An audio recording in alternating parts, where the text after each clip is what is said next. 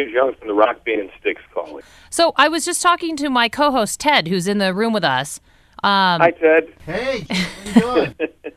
You are an original member of the band, aren't you? I am indeed, yeah. Are you the last original member? Well, our original bass player, Chuck Panazzo, is got serious medical issues, and he doesn't really have the stamina to be on the road all the time. So he's no longer part of the starting lineup, but he's still sort of part of the contingent on occasion. He comes in about two-thirds of the way through the show and gets a big introduction and kind of plays the last three songs on stage, kind of a thing with the band. But I'm the only guy that's played on every show and at every album. Ted and I were just discussing all these hits you guys have, and we were talking about which one is our favorite, which one's my favorite, which one's his favorite. Right. What's your favorite? Out of all the songs, you guys have plenty of hits. I'm going to have to go with Renegade. For us, I mean, we just saw Chris Daughtry do it on American Idol, and they made him choose a song from the year of his birth. Yeah. How's that make you feel? And then Simon Legree Cowell basically said, "Hey, great choice of songs."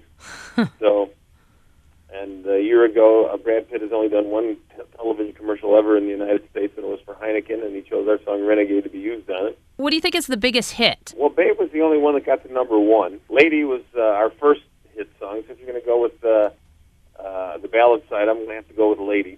And the Best of Times, was it up there anywhere? Best of Times definitely was, I believe, a top 20 single, if not a top 10. Where did the concept come from for that song, The Best of Times? Well, Paradise Theater was the album that came from, and I think it was sort of a grand metaphor for this great country that we live in.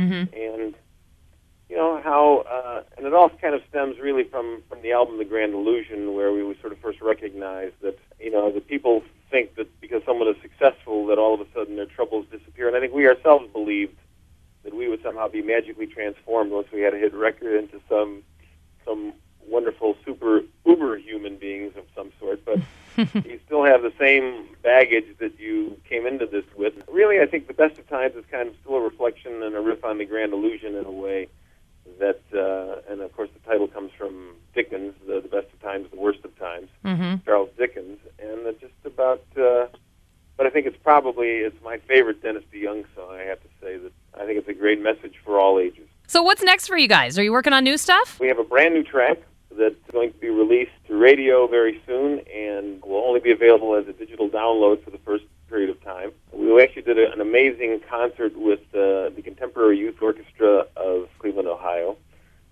which was videotaped in HD for HDNet, but I believe it's going to also be a PBS special where we do the same song that's about to be released with this orchestra and chorus.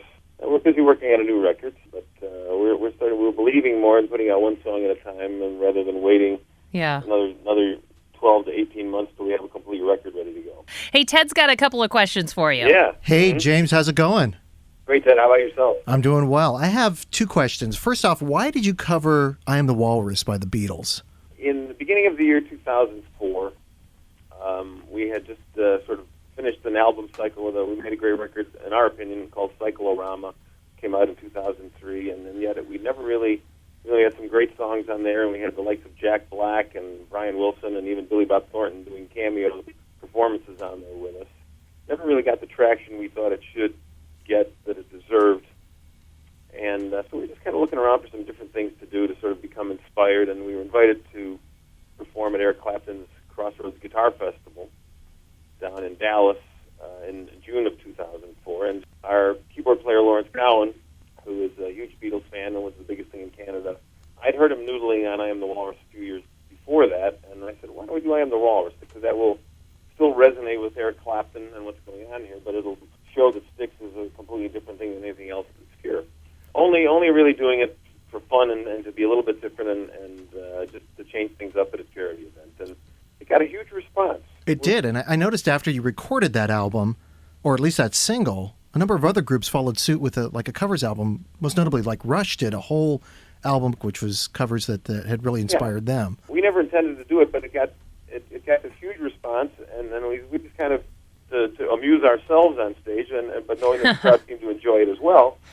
And lo and behold, we get to our home city of Chicago a couple months later, August 3rd, in fact, of 2004. And the program director at our local classic rock station hears it, sees crowd responded and says, "You give me a copy of that, and I'll put it on the air."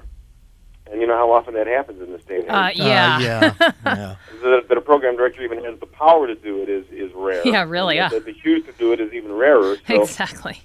And it's ironic because almost 30 years to the day before that happened, a program director in Chicago said, we brought our fourth album in, he said, "Well, you know, I'm not going to play anything from this record, but there's a song from your second record called Lady, which we get requests for, and we never get requests for songs that are not on our playlist. And we think this is a hit song that someone missed the boat on. That's So awesome. we're going to play Lady once a night until it becomes a hit." Well, 30 years later, WLUP plays I'm the Walrus, and then KLOS in Los Angeles follows suit, and WAXQ in New York about a month later, and the next thing you know, 200 stations are playing a song that, you know, it was just really a live performance of us doing it. Okay, last quick question. Are you ready? Miss America or Halfpenny, Twopenny? It's got to be Miss America. All right, there you go. So maybe you can help us with this. We're giving away tickets to your show, Yeah, obviously, to the show when you come to Wente.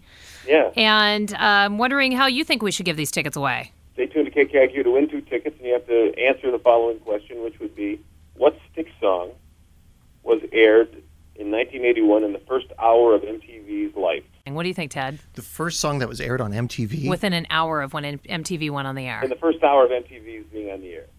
Too Much Time on My Hands. There you go. Nice. Wow. I didn't realize that was 8181. That's very good. We're such a numerology band. Our first recording contract was signed on 2/22/72. Oh, nice. And The Grand Illusion, which is still our most successful album, which was our 7th album, was released on July 7th, 1977, which of course is 7/7/77. That's the other question is, what Styx album was released on July 7th, 1977? Okay. Perfect. I hope you have... Carolyn McArdle from Hinsdale, Illinois. I'm your new best friend. What's that? Where's Ted from? I'm from the Bay Area, but I was born in Canada, but I moved to the Bay Area when I was 1. So Holy crap, unbelievable. Holy gee. What's that? What's that? I was giving you my Canadian hockey. Oh yeah, sure, thanks. Oh yeah, hater. I mean, I have no Canadian accent left. No, you sure don't. No. Well, James, I hope you have a great show. When you come to Wente, Ted and I will be sitting in the audience rooting you on. Well, fantastic. We'll look for the big, tall, blonde guy. If you guys want to come backstage after the show, you should just put a call in to our guy, Terry Gibson. By then, I should maybe even have a single to put in your hands if you don't have one by then. Fantastic. Wonderful. Well, thanks for calling us. There's that Chicago accent. You said fantastic. Fantastic. It took a while, but there it is. All right, have a great day, and we'll see you at the care. show. Take care. Bye-bye. Thanks, James.